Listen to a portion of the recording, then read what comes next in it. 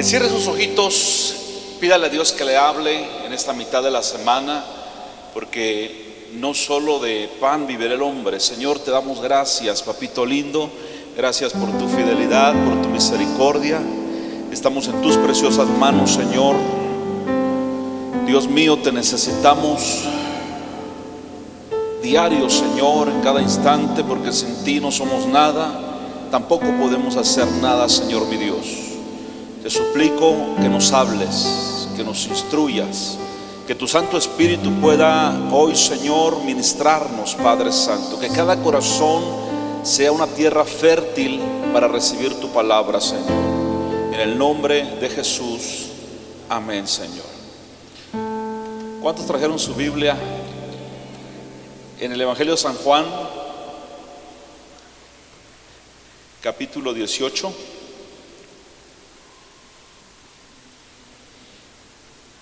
San Juan capítulo 18. Vamos a leer de verso 1 en adelante. Dice así la poderosa palabra de Dios. Habiendo dicho Jesús estas cosas, estamos en San Juan 18. Salió con sus discípulos al otro lado del torrente de Cedrón, donde había un huerto en el cual entró con sus discípulos. Y también Judas, el que le entregaba, conocía aquel lugar porque muchas veces Jesús se había reunido allí con sus discípulos. Judas, pues, tomando una compañía de soldados y alguaciles, de los principales sacerdotes y de los fariseos, fue allí con linternas y antorchas y con armas. Pero Jesús, sabiendo todas las cosas que le habían de sobrevenir, se adelantó y les dijo: ¿a quién buscáis? Verso 5. Le respondieron: a Jesús Nazareno. Jesús les dijo: yo soy. Y estaba también con ellos Judas, el que le entregaba. Verso 6. Cuando dijo: yo soy, retrocedieron y cayeron a tierra. Volvió pues a preguntarles: ¿a quién buscáis? Ellos dijeron: a Jesús Nazareno. Respondió Jesús: les he dicho que yo soy, pues si me buscáis a mí, dejad ir a estos, para que se cumpliese aquello que había dicho: de los que me diste no perdí ninguno. Entonces Simón Pedro, que tenía una espada, la desenvainó e hirió al siervo del sumo sacerdote y le cortó la oreja derecha, y el siervo se llamaba Malco. Jesús entonces dijo a Pedro: mete tu espada en la vaina, la copa que el Padre me ha dado no la he de beber. Repita conmigo, por favor, en voz alta, el verso 6. ¿Lo tenemos? Lea lo más alto que pueda. Dice: cuando les dijo: yo soy, retrocedieron y cayeron a tierra. Esto es palabra de Dios. Puede sentarse, por favor, en esta hermosa tarde, una tarde fría, ¿verdad? Y rica, en el nombre del Señor. Aleluya. Muy bien, hoy vamos a hablar acerca de esta situación que le sucedió a nuestro Señor Jesucristo. Aquí en San Juan 18 habla de este acontecimiento, pero hay un dato muy interesante, que de los 4 evangelistas solamente lo menciona uno, que es Juan. Los 4 hablan de lo más primordial, por ejemplo, de Judas, que traicionó al Señor, el momento que él fue tomado, el momento que Judas lo besa y lo entrega a los soldados. Pero solamente en este Evangelio de San Juan capítulo 18 se menciona que cuando Judas, el traidor, el que vendió a Jesús, vino con una turba, dice la palabra de Dios. En otra versión dice: venían con palos, venían con espadas, venían con cuanta cosa, como si fueran a prender al peor de los criminales. Yo estaba meditando en esto y digo, bueno, si Jesús nada más hacía bien, sanaba a los enfermos, y los sigue sanando, por cierto. El Señor hacía cosas buenas, Él no venía armado, Él no tenía gente ahí que lo custodiara. ¿Por qué venían a Él con tanto odio, con tanta saña, como si fuera el peor de los criminales a tomarlo? Y y lo peor, que un amigo, un cercano, uno que estaba al lado de él como Judas, lo había entregado, que él sabía quién era Jesús. Creo que muchas veces como seres humanos que somos, tenemos amistades, tenemos conocidos, tenemos familia, y probablemente cada uno tenga una versión de nosotros. Judas tenía la mejor versión de nuestro Señor Jesucristo, porque mientras para unos Jesús era un mentiroso, para otros simplemente era un profeta, para otros era un revolucionario, hasta la fecha, ¿verdad? ¿Cuánta gente dice Jesús? Ah, sí, un iniciado. Lo ponen al mismo nivel que Buda y que Krishna y que no sé cuántos más. Otros dicen, bueno, en Israel todavía le dicen el colgado, burlándose de él porque murió en una cruz. Y cada quien tiene a veces una versión de Jesús. Nosotros lo conocemos. Para nosotros Él es más que un profeta. Él es más que un profeta que vino a esta tierra. Jesús es el Hijo de Dios, es Dios mismo hecho carne, habitando entre nosotros. Él es nuestro Salvador, Él es nuestro Padre, Él es nuestro Dios. A Él le alabamos y le glorificamos. Y Judas tenía también esa versión, como fue usado en un momento por el diablo, y vende a Jesús y lo entrega. Para esta turba enloquecida, para ellos Jesús era un maniático, para ellos Jesús era un hombre revolucionario que había que prenderlo, llevarlo con seguridad. La parte que me conmueve mucho es cuando Jesús le dice a la turba enloquecida: ¿a quién buscáis? Y cuando estos mencionan el nombre de Jesús, ellos dicen: buscamos a Jesús de Nazaret. Y cuando Jesús dice yo soy, dice la Biblia que ellos se van a tierra. Otra versión dice ellos se desplomaron. Es decir, que en la versión que usted le busque, lo que menciona es esto: cuando todo, mire esa turba, yo no sé si iban 50, 100, 150 personas a prender a Jesús, y cuando Jesús le dice: hey amigos, ¿a quién buscan? Ellos dicen a Jesús, y cuando Jesús dice yo soy, todos cayeron a tierra. Fíjese que cuando alguien le pregunte a usted por qué cuando imponemos manos y oramos mucha gente cae al piso, yo la verdad, el versículo que he usado es precisamente este: porque donde está la presencia de Dios no hay quien pueda estar de pie. ¿Sí me explico?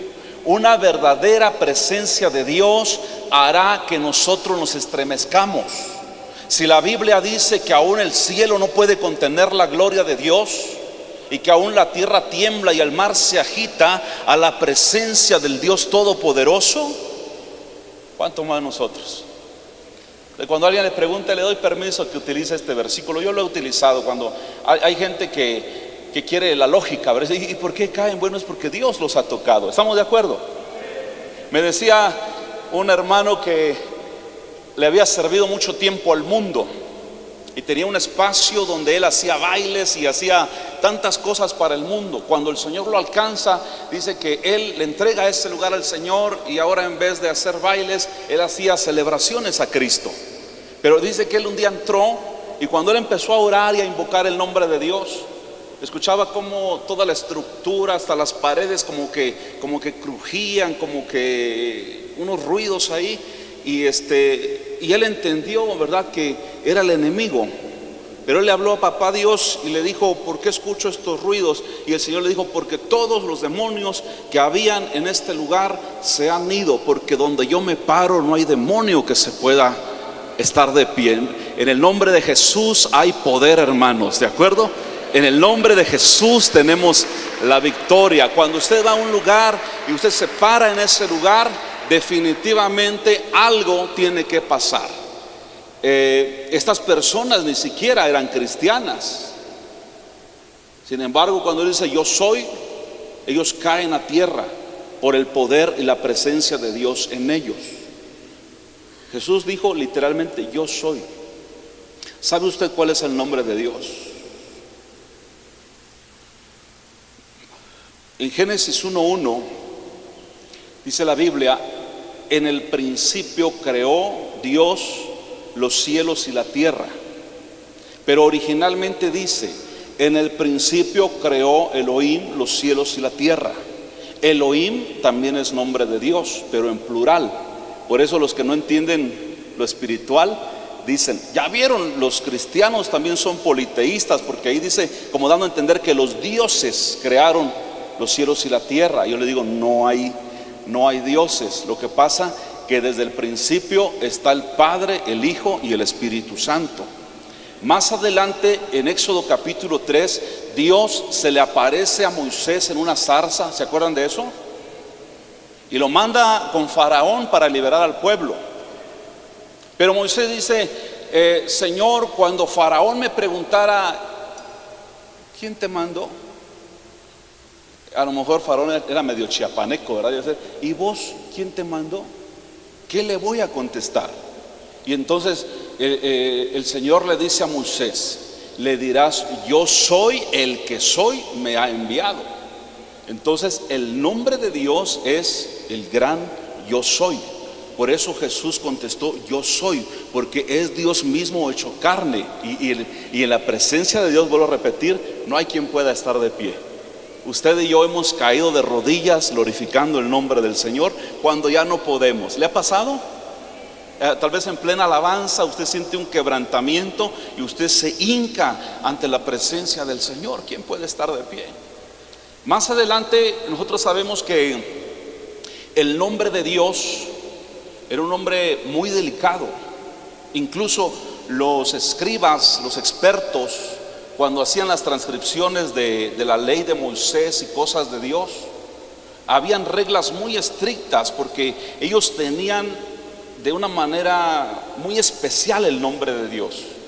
Y de esa manera también lo debemos de tener nosotros. Si un escriba iba a transcribir algo de la Biblia, ¿verdad? Hablemos del Antiguo Testamento.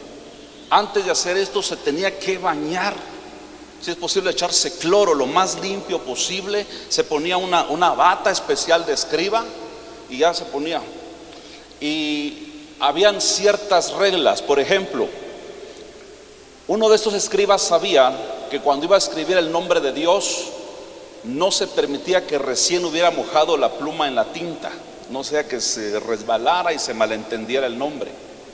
Otra, cuando el escriba estaba poniendo el nombre de Dios, aún así el mismo rey lo estuviera llamando, él no le hacía caso, porque para los judíos el nombre de Dios era muy especial. Originalmente era el tetragramatón, que habla de 4 consonantes, Y, H, W.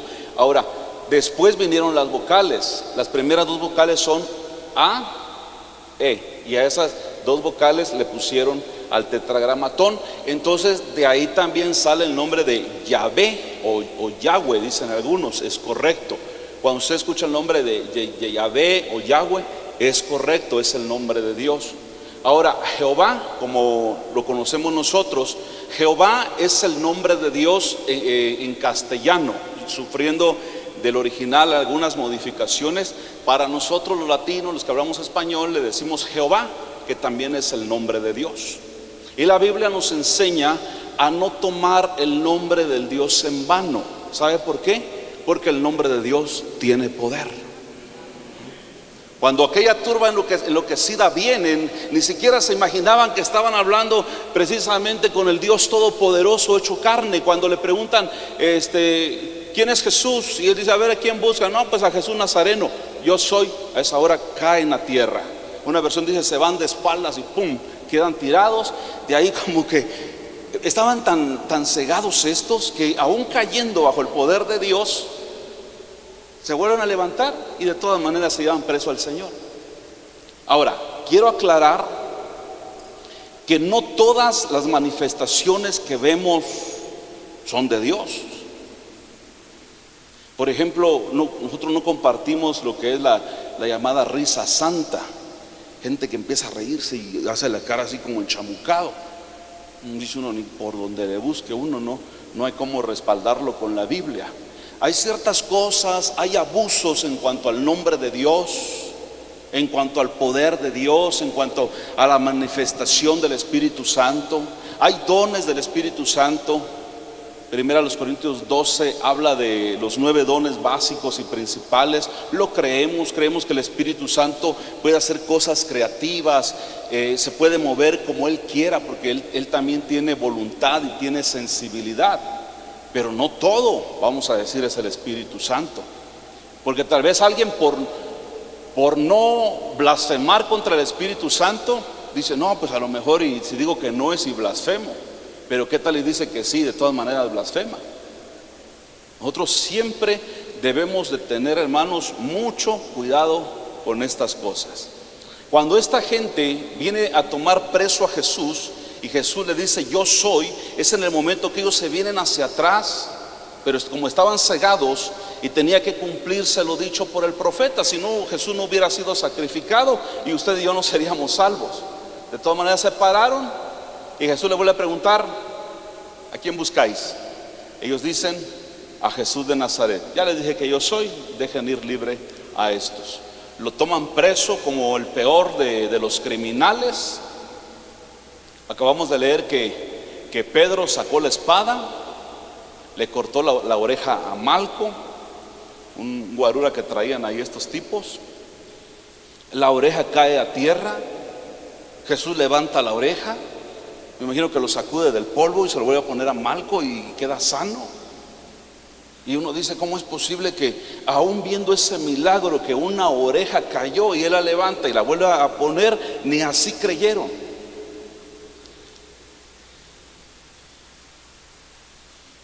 Primero, ellos sienten el poder de Dios. Así hay gente, ¿verdad?, que llega a las iglesias, sienten el poder de Dios, hasta lloran, pero no se convierten. Por eso no confundamos, de eso habla Hebreos. Hebreos dice, mas aquellos que habiendo tenido conocimiento de la verdad, incluso gustaron del poder del siglo venidero, sintieron la presencia de Dios y vuelven otra vez atrás porque nunca se convirtieron. Ya no queda más sacrificio por esos pecados, porque ya se les presentó a Cristo. Esa es la realidad. Esta gente no creyó. Y cuando uno se pone a ver esta porción de la palabra a la luz de la Biblia, y dice uno, ¿por qué será? Sintieron el poder de Dios, vieron un milagro de sanidad del Señor al restaurarle la oreja a Malco, y ni así. Entonces yo llegué a una conclusión que es bien fácil. Todo era para que se cumpliese lo dicho por el profeta. Todo lo que Jesús sufrió desde ese momento fue llevado a empujones, le dieron de palazos, lo escupieron, le jalaron barba que salía con pedacitos de piel, le pusieron como una capucha negra y le golpeaban y se burlaban de él y le decían, profetiza, ¿quién es el que te golpeó? ¿Y qué no hicieron con el Señor? Escuche, aún en todo eso Dios tenía el control de todo. De lo contrario, esto no se hubiera hecho, porque sobre todas las cosas Dios tiene conocimiento y tiene control. ¿Por qué le digo esto? Porque como cristianos, discípulos de Jesús, pero somos humanos, a veces pasan cosas en nuestra vida que se salen de control, que por más que usted quiera no tiene control de eso. Tal vez alguien lo lastimó, alguien habló mal de usted, tal vez usted siente que se cometió una injusticia con usted ahora mismo. ¿Sabe? No se amargue. Recuerde que Dios tiene el control de todo, hasta de lo más mínimo. Mire, y cuando uno entiende esto, hermanos, uno deja de amargarse, porque Jesús dijo, el Hijo del Hombre va conforme está escrito de él. Pero hay de aquel por quien el Hijo del Hombre es entregado. Eso sí, usted y yo estamos en un proceso en el cual Dios nos ha metido. Pero hay de aquel que nos está metiendo con esas cosas de los procesos. En todo y por todo usted no se amargue. No diga, ay, conmigo hicieron una injusticia. Es que nada más a mí me atacan. Es que soy el patito feo de la familia. Es que nadie me quiere, nadie me ama. No piense eso, ni se amargue. Solamente piense que aún de eso Dios tiene conocimiento y tiene el control de todo. Porque nuestro Dios, por eso es Dios, a Él no se le va una. No se le va una. Todo el Señor lo tiene bajo control. Tus miedos, tus problemas, hay alguna enfermedad, hay alguna escasez económica que usted esté pasando ahora mismo. Quiero decirle que en medio de esa escasez Dios lo permitió para glorificarse. Fíjese que es la parte donde muchos no están entrenando ni preparando a la iglesia. Solamente hablando de prosperidad y nunca te va a hacer falta nada. No, puede ser que haya un tiempo que haya escasez, pero en esa escasez usted va a ver la gloria del Señor. El día que usted dice, ¿y hoy qué voy a comer? Mayuk, taquín, no hay dinero. ¿Sabe? Es el día que mejor come usted. No sé cuántos están entendiendo esto. El día que usted dice, ¿y ahora qué voy a comer? La esposa se preocupa más, ¿verdad? Mi amor, ¿qué vamos a comer? Y uno de marido dice, pues comida. Y es el día que mejor comemos. Ten ánimo, Dios tiene el control de todo. A Él le pasó una situación muy difícil, a Jesús, pero Dios tenía el control de todo. Cada cosa que se cumplía, dice la Biblia, para que se cumpliese lo dicho por el profeta. Y otra cosa, para que se cumpliese lo dicho por el profeta. ¿Ya ha leído los evangelios? Cada cosa en la vida del Señor para que se cumpliese lo dicho por el profeta. Ahí es donde algunos se confundían, a unos rabinos, los doctores de la ley, decían, pero es que las escrituras no dicen nada de Galilea, que era una región montañosa, ahí habían varias comunidades. Dicen, no, eso es falso, porque la escritura no dice nada de Galilea. Pero es que ellos no saben que Jesús no nació en Galilea, nació en Belén. Pero todo era para que se cumpliese lo dicho por el profeta.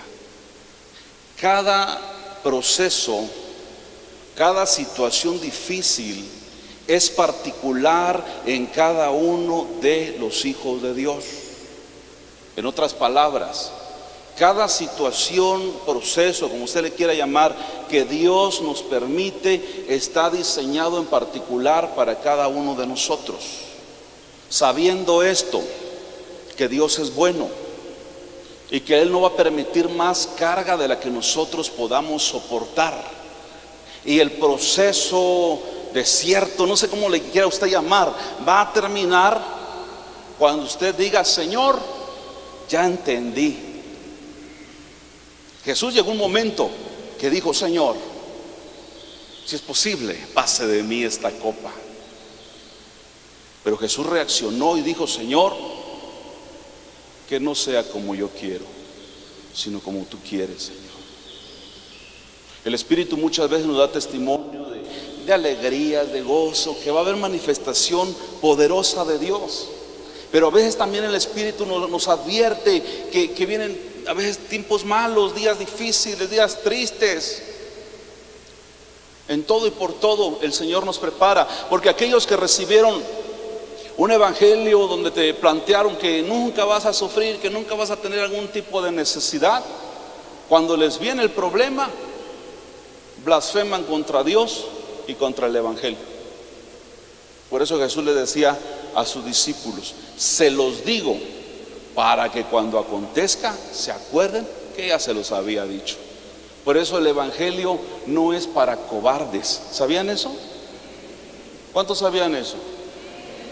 El evangelio es para valientes. Otra vez, el evangelio es para valientes. Así que cuiden mucho su corazón, no se ande amargando. En todo eso que usted está pasando, Dios tiene un propósito. Y si usted no desmaya, si usted no deja el camino de Dios, el nombre del Señor será glorificado en la vida de usted. Tenemos nosotros que aprender eso, hermano. Aún las cosas negativas. Un versículo que siempre usamos es Romanos 8:28, dice, porque todo o todas las cosas nos ayudan a bien. ¿A quién? A los que amamos al Señor. ¿Cuántos le aman? Si usted le ama, todo le viene a bien. Y luego dice, a los que conforme a su propósito. Entonces lo que estamos pasando obedece a que Dios quiere cumplir un propósito en nosotros. Por eso dice Romanos 8:28, porque todas las cosas nos ayudan a bien a los que amamos al Señor. Esto es, a los que conforme a su propósito hemos sido llamados. Aunque usted se quisiera distraer un poquito del evangelio, Dios lo va a volver a meter al redil, porque para Dios no hay nada imposible. En el momento más crítico de la vida de Jesús, cuando vino la turba enloquecida, Él tenía el poder. ¿Sabía usted que a Dios no le sorprende nada? Absolutamente nada. Él sabe todas las cosas. Acabamos de leer, dice, y Jesús sabía lo que le iba a sobrevenir, pero Él estaba tranquilo. Él tenía el control de todo. Precisamente ahora que estamos orando estos 7 días, ya lo hemos hecho en otra ocasión. ¿Cuántos han orado en estos días? ¿Ha sentido la presencia de Dios? ¿Ha sentido que Dios le habla? Que Dios lo fortalece. No hagan nada si antes no ora. Jesús siempre tenía todo bajo control. Por eso cuando llegaba algún apóstol le decía, Señor, fíjate que no entres allá porque te van a matar, y que mira, y que esto. El Señor dice, tranquilo, ¿acaso el día no tiene 12 horas? El que camina de día no tropieza. Él con eso estaba diciendo que Él tenía todo bajo control. Cada tentación de los saduceos, de los fariseos, Él tenía siempre una respuesta, porque Él dependía de Dios. Y usted y yo debemos de aprender a depender de Dios. Y cuando eso sucede, vamos a hacer las cosas en el tiempo de Dios y en la forma de Dios, porque si lo hacemos en nuestro tiempo y en nuestra forma, entonces fracasamos. Y el pueblo del Señor dice, eso dígale al Señor siempre, Señor, sin ti yo fracaso. Fíjense que una de esas veces a Jesús le trajeron una mujer que la encontraron en pleno acto de adulterio. Ni siquiera le dijeron, a ver, cámbiate, te damos 3 minutos. No, así como estaba, la arrastraron y la tiraron a los pies de Jesús. ¿Cómo sabían esto? ¿Dónde estaba Jesús? Y luego, ¿dónde estaba el marido? Pero en fin, hay muchas anomalías ahí en el juicio. Y cuando le llevan a Jesús y la tiran ahí a la mujer, ahí medio desnuda, ¿qué estaba haciendo Jesús? ¿Alguien se acuerda? Mande. ¿Verdad? Ahí estaba. Yo me he imaginado que tal vez Jesús estaba así en una piedra y escribiendo en la tierra. Y ahí viene la bola de fariseos. Le tiran a la mujer a Jesús. ¿Y Jesús qué hizo? Siguió escribiendo. Y luego le plantean y le dicen, maestro, esta mujer fue tomada en pleno acto de adulterio. O sea, nos consta, en otras palabras. La ley de Moisés manda que la apedreemos. ¿Tú qué dices? ¿Y qué hizo Jesús? Siguió escribiendo como si nada. Me gusta cómo es el maestro. ¿A cuánto les gusta? Le doy un consejo, no solamente le guste, aprenda del Señor.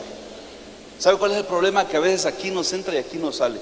Yo también escucho prédica, yo también leo, pero procuro retener, porque esto nos va a servir en un momento dado. Jesús estaba tranquilo. La turba estaba alborotada, pero Él estaba tranquilo. Él había orado, Él había estado con su Padre en la noche. Usted puede aplicarlo en su vida cuando le vengan a decir cosas que mira que hablaron de ti, mira que esto, y le dejan la cabeza así como yucateco, ¿verdad? Bien grande. Bueno, dicen de los yucatecos, Dios bendiga a los hermanos yucatecos, porque tengo amigos allá que nos siguen.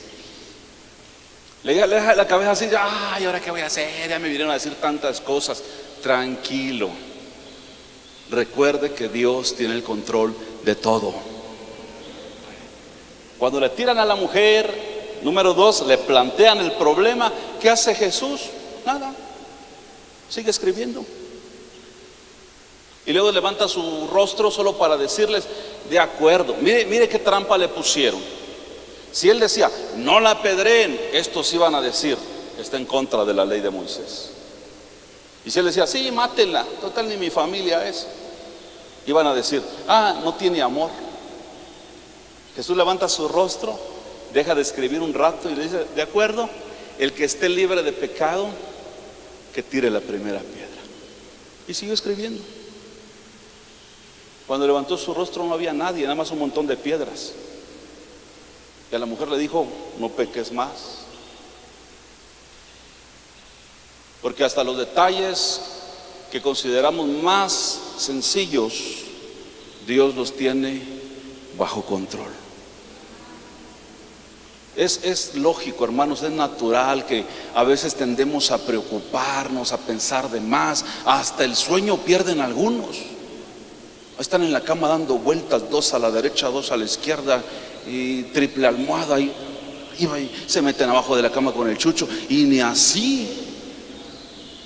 No os preocupéis. La misma palabra dice preocupar, es decir, ocuparse antes de tiempo, adelantarse a los acontecimientos. No lo haga. Recuerde que Dios tiene el control absolutamente de todo. Si esta noche hay preocupación, mañana dice la Biblia que son nuevas las misericordias de Dios cada día. Mañana va a haber un respiro, mañana va a haber una solución, mañana Dios va a usar algo, va a usar a alguien para enviarte ayuda. Yo quisiera terminar el mensaje, pero quiero invitarlo a que busquen la Biblia, el Salmo 20. Toda la Biblia es maravillosa, pero el Salmo 20 me deleito, me gusta muchísimo.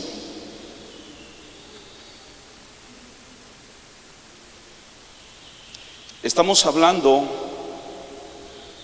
de que el nombre de Dios tiene poder. ¿Cuántos lo pueden declarar diciendo un buen amén? Escuche un momento, escúcheme un momento. ¿Cuántos creen que el nombre de Dios tiene poder? La sangre de Cristo tiene poder. Algunos ya están viejos y le tienen miedo al coco, al diablo, al pucú, no sé cómo le llamen. Pero hay niños pequeñitos que saben invocar el nombre de Dios y el diablo le tiene miedo a ellos. ¿Ya se dio cuenta? Hay hombres que hasta si les da ganas de ir al baño a las 2 de la madrugada, despiertan a la pobre esposa para que los acompañe al baño. Vieja, y la pobre esposa recibiendo revelación. Vieja, y la vieja, la esposa dice, ¿qué pasó, mi amor? ¿Será que me puedes acompañar al baño? Y dice la esposa, ya viste, por no tener a Cristo, te sentís que te va a espantar el chamuco. Ya pues, hay otro día me decís, pero ahorita acompáñame al baño. Ya, al baño, ahí está afuera la mujer esperando. Y la mujer, ay, tengo sueño, ¿ya acabaste? No, un ratito más, otro poquito. No te vayas a ir, platícame algo en lo que termino. Ay, no, que muy machote. Pero cuando nosotros conocemos a Dios, repito, a veces hasta nuestros niños saben invocar el nombre de Dios, y el nombre de Dios es poderoso. Amén. Si un niño clama a Dios, Dios va a respaldar esa palabra. Por eso un mandamiento del Señor dice, no usarás el nombre de Dios en vano. Y el pueblo de Dios dice, porque es mucho poder. Usted tiene que saber en qué momento mencionarlo y en qué momento no mencionarlo. Como los gringos, con todo respeto a los gringos, pero ya vieron las películas de los gringos, dicen mucho, oh por Dios, para ellos todo eso, oh por Dios. Lo bueno que no mencionan el nombre, porque saber de qué Dios están hablando. ¿Escucharon eso? Hace años hubo una corriente de cristianos allá en Centroamérica que por todo decían mucho, hay poder en Cristo. Y que subieron las tortillas, el gran poder de Dios. Y que tronó un rayo, hay poder en Cristo. Y que salió una cucaracha albina, blanca, hay poder en Cristo. No, ya lo tenían tan común que ya nada más decían, hay poder, hay poder. Tranquilos, no debemos de usar el nombre de Dios en vano. Al igual que muchos, no de aquí, ¿verdad? De otras partes, que para ellos todo es el Espíritu Santo. Y el Espíritu Santo me dijo, el Espíritu Santo, ni les ha hablado el Espíritu. Yo tengo mucho cuidado para mencionar al Espíritu Santo, porque para mí es algo muy especial, hermanos. Y no es para andarlo ahí diciendo a cada rato, porque entonces se vuelve vano. Hay un momento, usted siente opresión en su casa, de repente se ha levantado en la madrugada y siente una presión en el ambiente, clame y mencione el nombre del Dios Todopoderoso. Dice el Señor, en el día de tu aflicción, tú me invocarás y yo te responderé. Y debido a eso vendrás y alabarás mi nombre. Pero tenga mucho cuidado que su exclamación del nombre de Dios no sea en vano. ¿Me están oyendo? Hombres, cuando su equipo de fútbol mete un gol, gloria a Jehová de los ejércitos, un gol que nos llevará a la victoria. Tranquilo. ¿Sí me explico? No use el nombre de Dios en vano. Están viendo la novela, se pone emocionante, invocan el nombre de Dios en vano. Están viendo La Rosa de Guadalupe,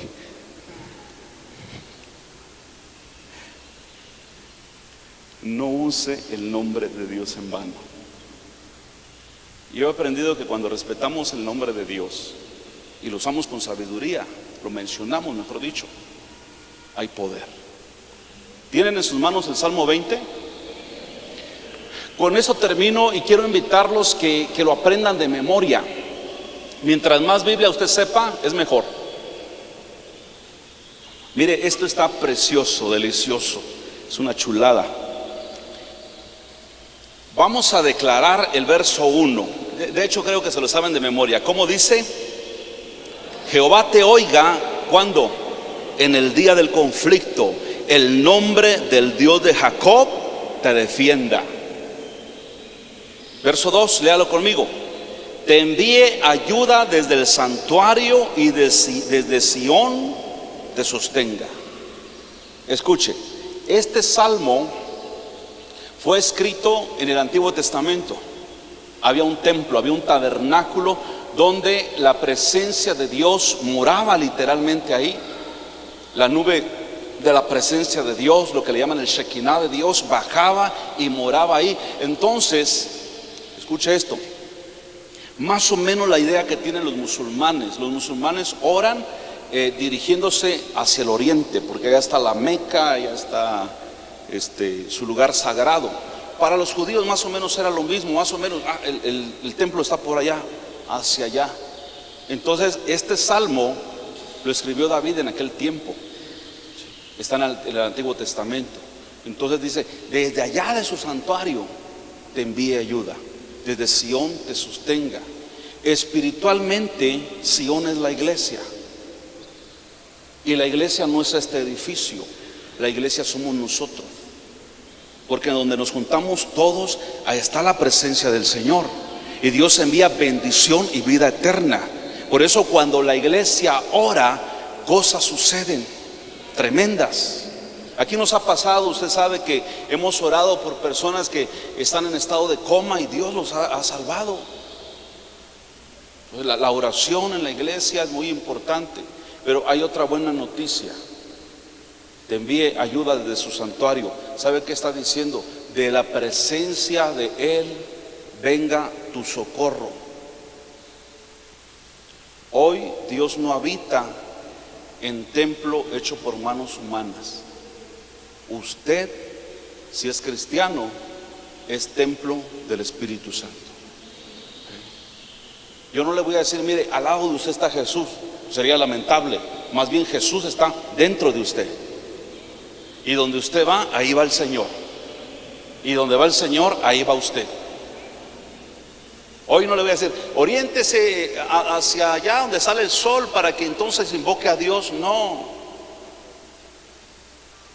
Otro dice, clama a Dios, pero mira, cuando clamé subiste en un banco. No. Ahora ponen tantas trabas ahí.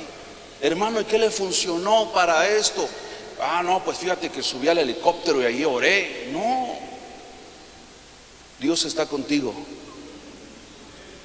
Clamarás en el momento difícil y Él estará contigo. Por eso, escuche, cuando usted se sienta solo, quédese con eso. Pero prohibido decir, estoy solo, me siento solo, porque el Señor nunca te dejará ni te desamparará. Cristo dijo, estoy contigo todos los días hasta el fin del mundo. Y Dios no es hombre para que mienta, ni es hijo de hombre para que se arrepienta. El Señor está dentro de nosotros. Por eso le decía, si usted, el enemigo le dice, está solo, quédese con eso, no le crea. Pastora, usted se lo ha dicho varias veces, pero no le creo. Pero el que le cree a la droga, al alcohol, a la mota, dicen los chavos, le creíste, te la creíste. Si el diablo es mentiroso y Dios no es hombre para que mienta, ni hijo de hombre para que se arrepienta. Por eso, si usted ve en la Biblia, cuando un ángel le hablaba a un ser humano, le decía, hijo de hombre, habla de nosotros. Hija de hombre, habla de una mujer. Y uno dice, últimamente es cierto, somos hijos de hombre, con la capacidad hoy de tener vida eterna a través de Cristo Jesús, Señor nuestro. Aleluya, yo sí me gozo, hermanos. Verso 3, léalo conmigo en voz alta, dice, léalo en voz alta, dice, haga memoria de todas tus ofrendas y acepte tu holocausto. Mire, hay no sé si aparece en su Biblia una letrita que dice Sela. ¿Sí dice? Bueno, ese Sela no lo lea. En los salmos de David, que eran cánticos graduales, el Sela significa pausa, tranquilo, no te aceleres. ¿Sí me explico? Si estás confiando en Dios, el que se acuerde de tus ofrendas, tus holocaustos, está hablando del tiempo en el que usted busca al Señor. ¿Usted cree que estos 7 días de oración es en vano? ¿Usted cree que los 7 días de ayuno de hace 2 meses fue en vano? No. ¿Usted cree que la misericordia que hace con gente de la calle es en vano? ¿Usted cree que su diezmo y ofrenda es en vano? No. Dios no se olvida de nada. Por eso dice su palabra, bienaventurado el que piensa en el pobre, porque en el día malo lo librará el Señor. En el día que todo el mundo pensaba que estabas muerto, derrotado, el Señor está contigo. Aleluya. Hay poder en el nombre de Dios. Hay poder en el nombre de Dios. Hay poder en el nombre de Jesús. Hay una alabanza preciosa, antigua, que dice, su nombre de guerra es Jehová, su nombre es temido en la tierra, a todos sus enemigos venció. Él es grande y temido en la guerra.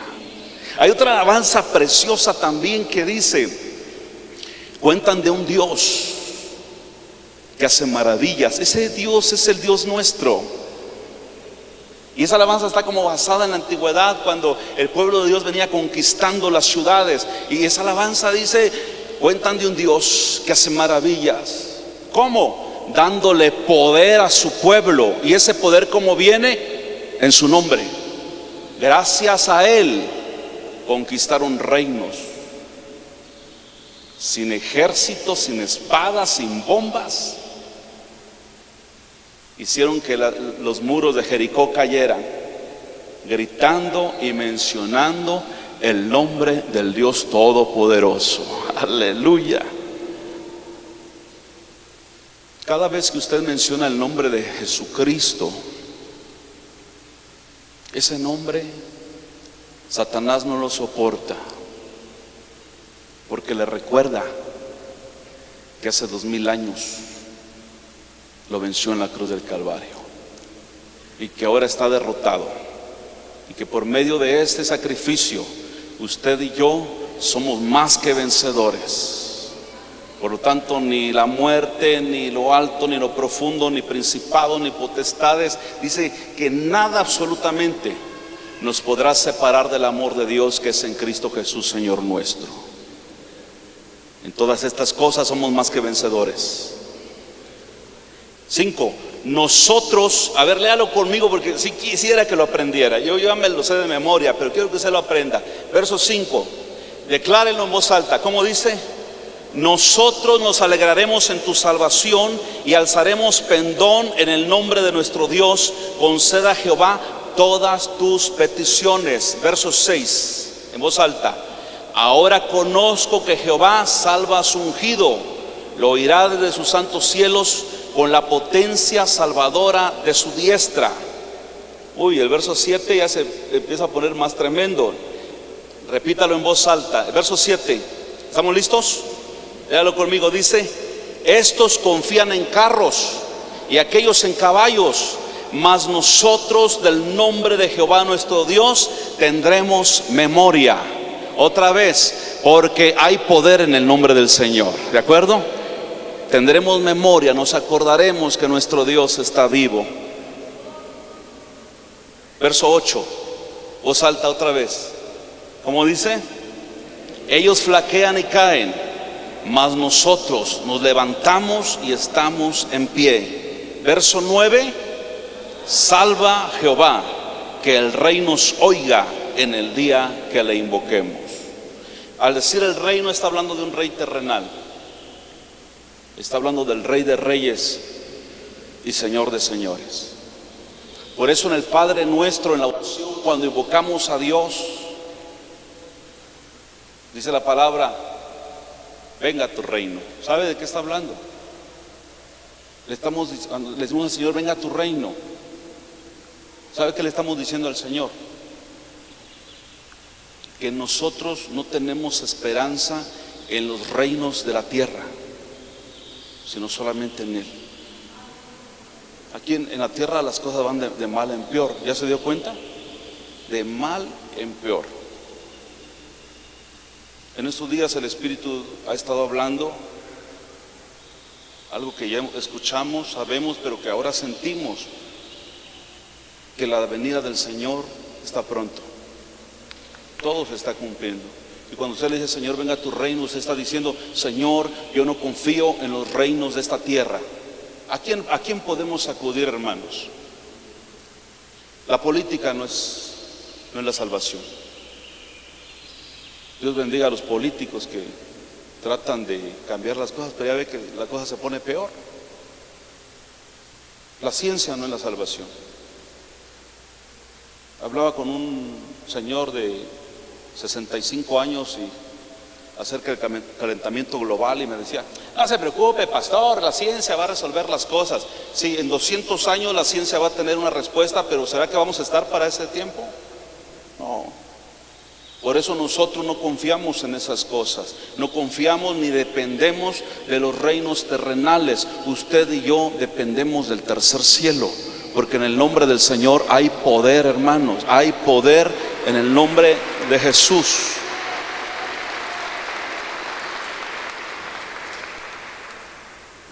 Por eso el nombre de Dios no debe ser usado en vano. Un hombre que yo admiro y respeto mucho fue mi maestro en el Instituto Bíblico, hombre ya ahora de 50 años de ministerio y casi 70 de edad, muy centrado, muy serio en la palabra de Dios. Su esposa resultó con cáncer. Fue otra vez, le hicieron estudios, cáncer. La esposa, ya ve que a veces las mujeres se deprimen más. La esposa muy triste, Una mañana se le acercó y le dijo, pues está confirmado que tengo cáncer, me voy a morir en poco tiempo. ¿Y sabe qué hizo este hombre? No gritó, no brincó, solamente le agarró su mano y le dijo, señora, en el nombre de Jesús usted no tiene nada. Y ella sintió algo dentro de ella. Y cuando ella fue otra vez a hacerse los estudios, no tenía absolutamente nada de cáncer. De eso tiene como 15 años. Prueba de ello es que la mujer ahí vive todavía y están sirviendo a Dios. Porque son personas que no tan fácil sueltan el nombre de Dios. Por eso cuando Él le declaró con poder, con potencia, le dijo, en el nombre de Jesús usted no tiene nada. Con esa palabra, dice la Biblia, fíjese que yo encontré esto, que no dice la palabra de Dios con el poder de su palabra, sino con la palabra de su poder. Ahí se lo dejo de tarea, porque en su nombre hay poder. Y hay personas, y también lo hemos visto en la experiencia, hay personas que sin tanto rollo, usted los toca y les declara una palabra de parte de Dios y se cumple.